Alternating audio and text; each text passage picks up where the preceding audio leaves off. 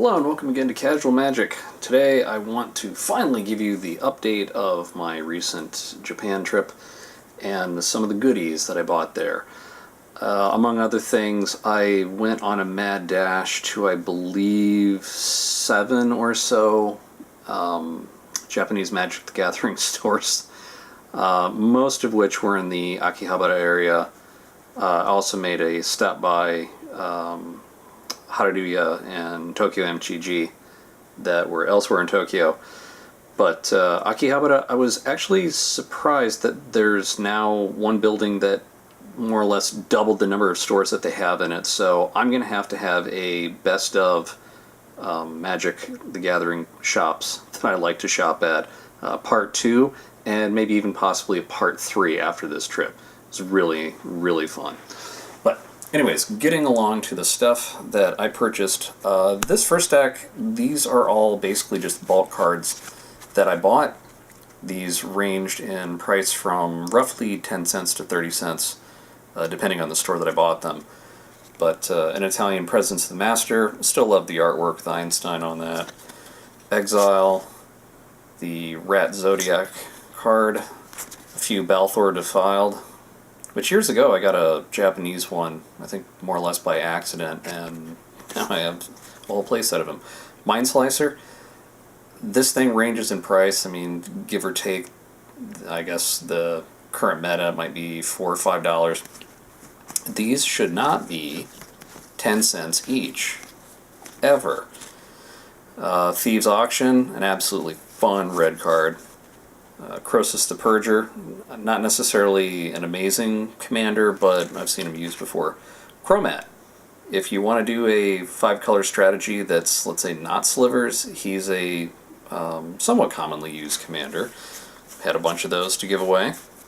And, yeah, why it was such a cheap price, I don't know. Dementia Sliver, decent sliver. Jomar the Banisher, Questing Feldegriff, Lotus Blossom, Howling Mine, the Coat of Arms, which I think is, I think it's over $5 now. The Dackmore Land, Snow-Covered Plains, and Winding Canyons, which I forget is $8 or $9 right now. Should never be 10 to 30 cents. So those were pretty fun. As far as ones with definitely marked prices, Steel Shape Apprentice, it's just fun being able to tutor here, like search your library, return it to your hand, return, if I could say that right, return Steel Shaper Apprentice to its owner's hand, search your library for an equipment card, reveal that card and put it into your hand, then shuffle your library. Equipment tutor, that's great. I've already got kind of an idea in mind for a deck that is running that way, so that's great. Love that token. Look at that.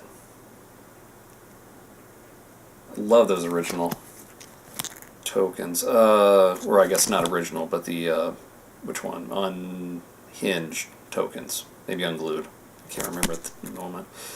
Scred, just because it's funny. The Dog Zodiac one. Guafa Hazid. If, in case you've never played against this in EDH, he is so annoying. So, white and a blue, tap it. Put a bribery counter on target creature you don't control. Its controller draws a card. Creatures with bribery counters on them can't attack or block. So basically, he just gets rid of whatever you want. And unless you find a quick way to get rid of him off the field, all of your stuff is basically locked down. And he's only 3 to get out. He's very, very useful. Hunting Grounds.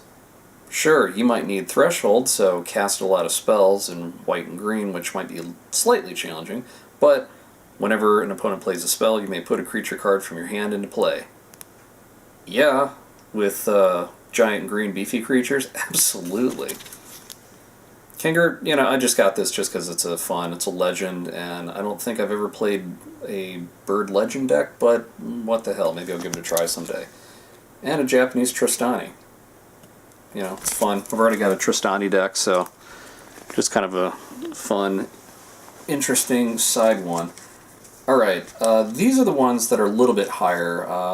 Most of these came from Haruya and then another place called Siidabo, which I will allude to in a upcoming video. The other one was from Toreka and Big Magic. So, yeah, a variety of stores. But Runteo Kitsune, which, that one's funny because when you have 30 or more life, you flip it, which in EDH is super easy to do, because in case you're not dead and you can get this out on turn 2 or 3, yeah, great. You flip it. Prevent all damage that would be dealt to creatures you control. Yeah, that's going into a white deck. That is going to be absolutely hilarious to play with. Swords to Plowshares, those should not be $1.50. Terminus, I needed one, and I got it just before Modern Masters reprints were announced. Worldly Tutor, this should not be $2. No, just no. And actually it was funny, there was a guy looking through the stack of cards. He saw this, and his friend just stopped by, and I don't know, they had something to go to, and it was just like, well, we need to go.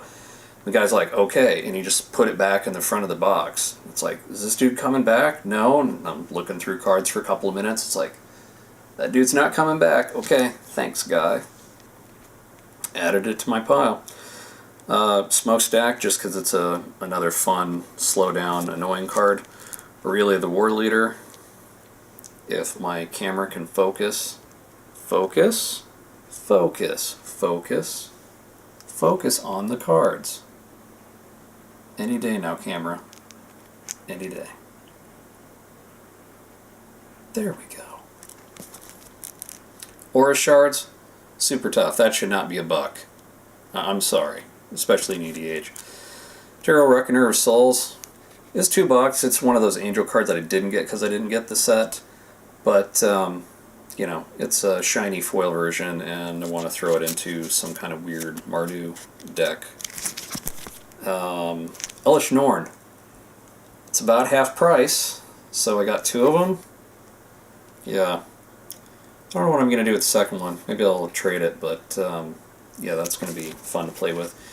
Gifts Ungiven, sadly again, same thing. Got it just before the reprint was announced. Inquisition of Kozilek, got it just before the reprint was announced. Rings of Brightarth, which these days I want to say Rings of Breitbart every time I see that.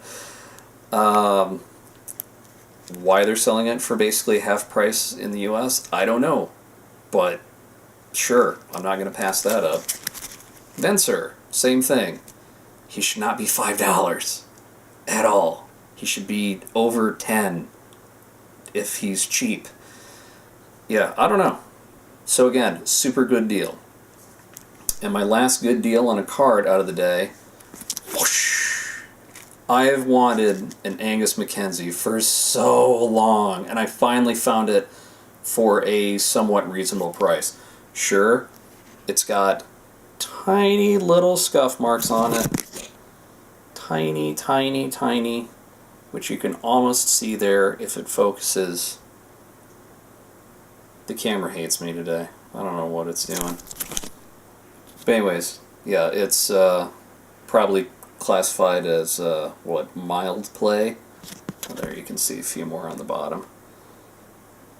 So, yeah, it has mild play, which for a card from 1994, that would be a high played card. Yeah, I would kind of expect that. But really, as far as I'm concerned, yeah, that is just awesome. And especially, even if this card sucked, it's Tim. I've always wanted, you know, there would be some who would call me Tim.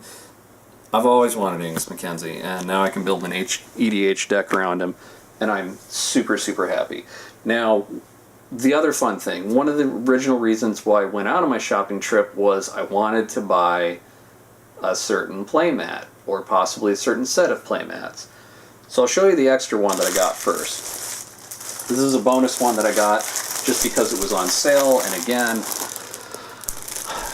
I just love this thing. This is one from the October 2014 Yokohama GP. Big Magic Open is the sponsor. But it's this, you know, cool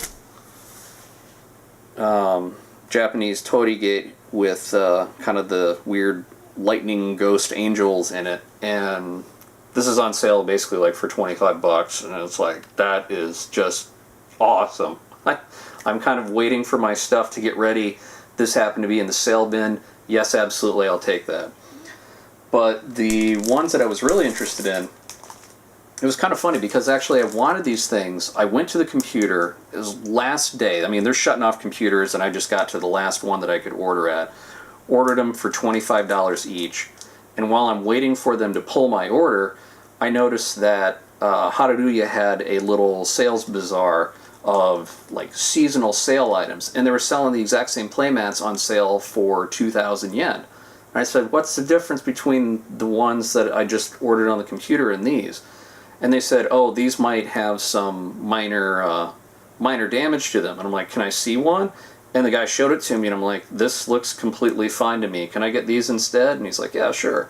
So I got these for $20 a piece, and you definitely can't get them online for that price unless you live in Japan. But these were the Rob Alexander custom ones that he did for a GP in Japan last year, which I think, or no, 2 years ago, no, it was 2015, which I want to say was the Shizuoka GP. I could be wrong. It could be the Chiba GP. But anyways, it is this Seasons of Japan series. And sorry, I still have the plastic on it just because I haven't taken these things out. I don't have proper tubes to store them in yet. I still have to order those, but there you can see the beautiful cherry blossom, the Torigen, ocean crashing in the background. And the cool thing about this set is all the pictures seem to be related. They're not exactly the same scene, but they're nearby. So let's say, like, next one, the one with the ocean. That's probably the ocean in the background that we're looking at here. And in the first picture where you saw that cherry blossom, well, once it gets to fall, leaves have changed color. And this rock with the big rope on it, could it be that rock? Or could it be the other giant rock that it's tied to? Again, I mean, they all kind of like spatially connect with one another. Plus, I mean, having that sunset just right in the middle of it, it's just absolutely beautiful. And then finally, once we move past fall, we get to the winter one, which was the main purpose why I went there in the first place, because naturally, anytime I see a Fuji playmat, I freak out and I have to have it. And this one, you can see it's just on the cusp of winter, probably about March, depending on the time of the year, maybe moving into April just barely, if it's really cold. But there you can see the cherry blossoms just starting to bloom again. And these spires out in this lake or ocean, you can see those tied in here in the background, like there. So again, it's all basically within the same universe, the same little area, and as far as I can tell from my experience, this looks very, very much like the landscape from right around Fuji. So in Shizuoka, Yamanashi, to a slightly lesser degree, Kanagawa, when you are further west, kind of by Hakone and up in the mountains, and at least a little bit closer to Mount Fuji itself, just barely kind of on the, I don't know, southeast portion of it, for like the kind of diamond, one of the diamond Fuji effects. But yeah, I absolutely love it. This is just a wonderful pickup. And if you happen to be in Japan, these are great placemats. These, again, are available at hararuyamtg.com, where you can buy them at their store in, let's see, Takara no Baba, just off the Yamanote, probably about a 10-minute walk away from the station. Or online while supplies last, because again, these are a couple-year-old placemats. They're pretty much putting them on sale now, so that way they're getting rid of them. So best of luck to get yours. I'll have more videos coming out in the future. If you want to see what I buy this summer, again, let me know in the comments. Like the video, subscribe. Just help me figure out what I'm doing with my channel in the future. Thanks again for watching, and until next time, good luck. Anytime I see a Fuji playmat, I freak out and I have to have it.